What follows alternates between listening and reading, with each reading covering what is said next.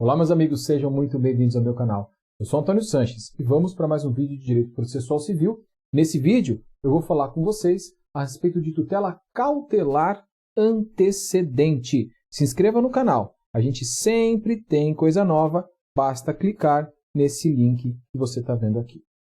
Pois bem, tutela cautelar antecedente.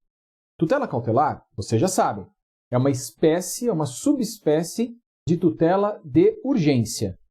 Então, eu tenho tutela provisória de urgência cautelar.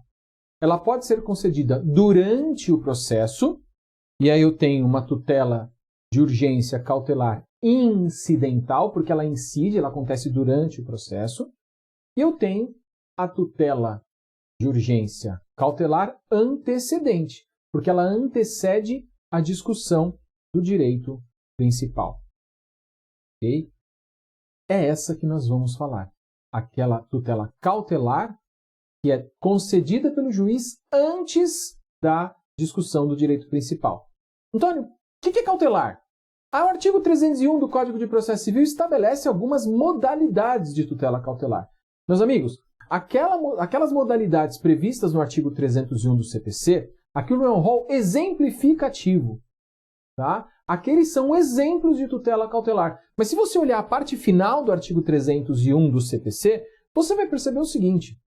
Ali está escrito que o que for necessário para estancar o sangramento, medidas, mecanismos, conteúdos de decisão cautelar que sejam necessários efetivamente para haver para que seja sanada a urgência, essas medidas quaisquer podem ser concedidas pelo magistrado. Então, o rol do artigo 301 é um rol exemplificativo.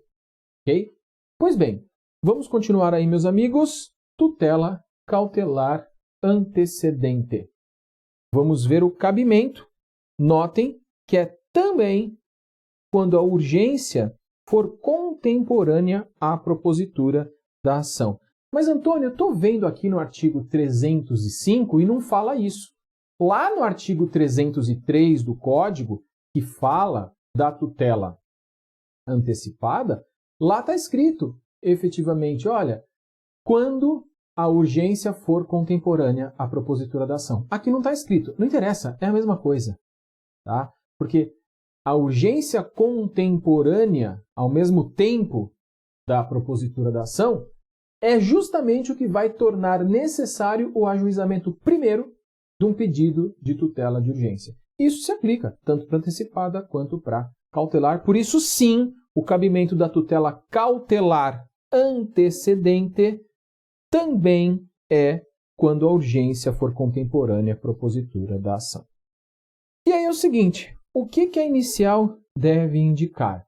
Basicamente, as mesmas coisas da tutela antecipada. Ok? O que muda é a essência. Enquanto a antecipada antecipa o resultado final do processo, a cautelar protege de uma discussão sem significar a antecipação do resultado final. Vamos ver os requisitos da petição inicial. Deve indicar a lide e o seu fundamento. Notem que aqui é igualzinho à tutela antecipada. A exposição sumária do direito que se busca proteger. O que é sumária? É rápida.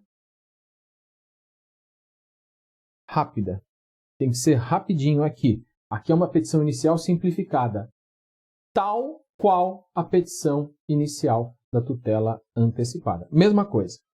Ok? E o perigo de dano ou risco ao resultado útil do processo. Isso é o que o artigo 300 chama de periculum in mora. Isso é o periculum in mora. Ok? A petição inicial pode ser completa. O que é uma petição inicial completa? É aquela que traga o pedido cautelar, como nós estamos vendo aqui, porém, ela já traz o pedido principal. Então, dá uma olhada lá no outro vídeo da tutela antecipada antecedente, Lá eu falava, olha, você vai fazer uma petição simplificada só para pedir medida de urgência e depois você vai aumentar a petição inicial. Aqui é a mesma coisa. Você vai fazer uma petição simplificada só para tutela de urgência. Mas se você quiser, se o autor quiser, ele já pode fazer uma petição inicial só e colocar tudo. O pedido principal e o pedido cautelar. Eu, Antônio, vocês sabem disso, eu advogo na área civil, nas iniciais que eu faço, quando eu vou fazer lá uma ação e eu preciso de uma tutela de urgência, seja antecipada ou cautelar, eu sempre já peço tudo, eu já coloco a petição inicial completa. Okay? A não ser um caso muito específico que para o cliente seja uma efetiva vantagem obter só a estabilização da tutela antecipada, o que é muito difícil na vida prática. Okay? Continuando aí, então, a inicial pode ser completa, é o que fala o parágrafo 1º do artigo 308. O pedido principal, aquele que vai pedir o reconhecimento do direito, ele pode ser formulado conjuntamente com o de tutela cautelar, ou seja, uma petição inicial completa. Aí você deu entrada nessa petição inicial, o juiz pega e fala, opa, não é caso de tutela cautelar, é caso de tutela antecipada. Às vezes é muito fácil saber quando é antecipado e quando é cautelar, às vezes não é. Quando não é, às vezes o advogado tem certeza que é um pedido cautelar e na cabeça do juiz fala, não é cautelar, é antecipada. Não tem problema nenhum, porque elas são fungíveis. Existe uma fungibilidade entre a tutela cautelar e a tutela antecipada. Dá uma olhadinha no parágrafo único do artigo 305 do Código de Processo Civil. Se o juiz entender que, embora o autor tenha feito um pedido cautelar, o autor deveria ter feito o pedido de tutela antecipada, não tem problema nenhum. O juiz aplica o procedimento da tutela antecipada. O próprio juiz converte, sem dizer nada, ele só fala, olha, entendo que é caso de tutela antecipada, dou prosseguimento com natureza de tutela antecipada. O que significa, na prática, que existe a possibilidade de estabilização, que é algo inerente à tutela antecipada e não à tutela cautelar. Vamos ver o procedimento, então. O réu, ele é citado para contestar. Aqui tem uma diferença, meus amigos. Tá? Ele é citado para contestar em 5 dias. Guarda isso. Na tutela cautelar antecedente, haverá 2 contestações. Lá na tutela antecipada, não. Lá, a pessoa é citada já para a audiência do 334 e depois contestação se não tiver acordo. Aqui na cautelar, ele é citado para contestar, o juiz aprecia o pedido, deferida a tutela cautelar, aí o autor aumenta a inicial para apresentar o pedido principal e o réu vai ser citado de novo para a audiência do 334 e respectiva contestação. Então, quando se tratar de cautelar antecedente, haverá 2 contestações. Vamos continuar. Citação para o réu contestar em 5 dias. Se houver revelia, se o réu não contestar, o juiz decide em 5 dias, muito provavelmente deferindo a tutela cautelar. Se ele apresenta a contestação, observa-se o procedimento comum. O procedimento comum para análise da tutela cautelar. Ok? Então, procedimento comum aqui não é para o pedido principal ainda, é para a tutela cautelar. Tá? Mas, Antônio, não ia liminar e a urgência. Relaxa. Isso aqui eu estou preocupado com você responder uma pergunta na prova. Isso aqui eu estou preocupado com você responder uma pergunta no concurso público. Então, para concurso público, até para o exame da OAB, cautelar funciona assim. Não tem, para o código, no texto da lei, na interpretação gramatical, não tem apreciação de liminar pelo juiz. É claro que na prática a gente sempre pede liminar. Essa é a essência da cautelar, que é algo urgente. Mas para o código, não. E o que a gente está estudando aqui, como eu já te disse, é a apresentação do Instituto tal qual estabelecido pelo Código de Processo Civil. Continuando aí, né? Lembra, procedimento comum para análise da tutela cautelar. E aí, então, procedente o pedido cautelar, ao final do procedimento comum, ele será efetivado. A tutela será efetivada e o autor vai ter 30 dias para formular o pedido principal, podendo aditar a causa de pedir. Ele vai fazer isso nos mesmos autos e sem pagamento de novas custas. Lembra que eu falei, então, começa com a tutela de urgência e depois prossegue. Não é um novo processo, é um prosseguimento daquele processo que já iniciou. Como ele já iniciou com o valor da causa total e as custas com base nesse valor da causa total, nesse caso, então, não haverá necessidade de novo processo nem de recolhimento de novas custas. 30 dias para apresentar o pedido principal. Se não apresentar, o processo é extinto e a cautelar cai, a cautelar perde efeito. Mas é claro que o autor vai fazer o aditamento, ele vai apresentar o pedido principal e aí o que acontece? As partes são intimadas para a audiência do 334, ok? Se houver acordo na audiência do 334, o juiz homologa e o processo está extinto.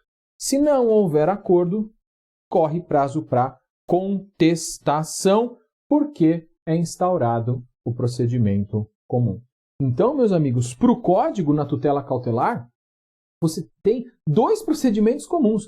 Um procedimento comum para a tutela cautelar, depois outro procedimento comum para a discussão do direito principal. Embora na prática a gente saiba que o advogado vai pedir liminar logo no começo, antes de qualquer discussão de procedimento comum para a tutela cautelar. Okay? Vamos prosseguir. Eu disse a você agora há pouco que o autor tem 30 dias para apresentar o pedido principal. Se ele não fizer, o processo é extinto sem resolução do mérito e a cautelar cai. Mas se ele não fizer isso, a cautelar cai e ele vai ter uma série de consequências. Mas essa não é a única hipótese de perda de eficácia da medida cautelar. Vejamos agora, então, quando que a medida cautelar perde eficácia. Como eu já disse, a primeira hipótese é o autor não apresentar o pedido principal lá nos 30 dias. A segunda hipótese, a cautelar não for efetivada também em 30 dias. Claro que não for efetivada em 30 dias por culpa do autor, que não recolheu as custas necessárias para essa providência, que não informou o endereço onde devia ser praticada a providência. Tá? Esse 30 dias, esse prazo de 30 dias para efetivação da cautelar, não é um prazo dado ao judiciário. Se, por demora no serviço jurisdicional, por conta da quantidade de trabalho, etc., houver estourar esse prazo de 30 dias, aí não haverá perda de eficácia da cautelar, porque essa perda dos 30 dias, essa ultrapassagem dos 30 dias não se deu por culpa do autor, e sim pela demora do serviço jurisdicional. Mas também haverá perda, a cessação de eficácia da cautelar, se houver a improcedência do pedido principal, porque era justamente esse pedido principal que estava sendo protegido, mas se ele é improcedente, significa que não há direito principal a proteger. No mesmo sentido, se o processo for extinto sem resolução do mérito. Processo ser extinto sem resolução do mérito significa que o autor nem conseguiu levar o processo até o final, porque o processo era muito viciado, era muito problemático. Aí o processo é extinto, é óbvio, a cautelar estava acautelando, estava protegendo um direito principal. Se esse direito principal não vai mais ser reconhecido, pelo menos nesse processo, porque ele foi extinto sem resolução de mérito, então não faz sentido a cautelar continuar, por isso cessa a eficácia dessa medida. Também haverá, como consequências desse indeferimento da cautelar, a impossibilidade de repetir o pedido cautelar pelo mesmo fundamento. Mas pode repetir o pedido cautelar sob novo fundamento. Quando o autor pediu a tutela cautelar antes, por um argumento, por um fundamento, com base em uma causa de pedir, se o juiz negou, com base naquele argumento ele não pode mais pedir, com base em outro pode. Ou seja, se novos fatos demonstrarem a urgência, é possível refazer o pedido de natureza cautelar. Claro, se o juiz indeferiu a medida cautelar e o processo está prosseguindo, ao refazer o pedido cautelar, será uma cautelar incidental, num processo que já está tramitando, então, sem problema nenhum. Ok? Importante, no vídeo sobre tutela antecipada, eu falava para vocês que A tutela antecipada não fazia coisa julgada. Aqui é a mesma coisa. Na tutela cautelar, a discussão da tutela cautelar, seja para sim, seja para não faz coisa julgada, porque não se está discutindo o direito principal. Agora, haverá dois casos em que o julgamento cautelar faz coisa julgada. São as duas hipóteses do artigo 310 do CPC, decadência e prescrição. Se o juiz negar a tutela cautelar com base em decadência ou prescrição do direito principal, significa que o direito principal não existe mais. E aí haverá coisa julgada material. Coisa julgada que impede a própria discussão do direito principal. Porque tá caduco significa ocorreu decadência, o direito não existe mais. Tá prescrito, ou seja, ocorreu prescrição, significa que a pretensão não existe mais.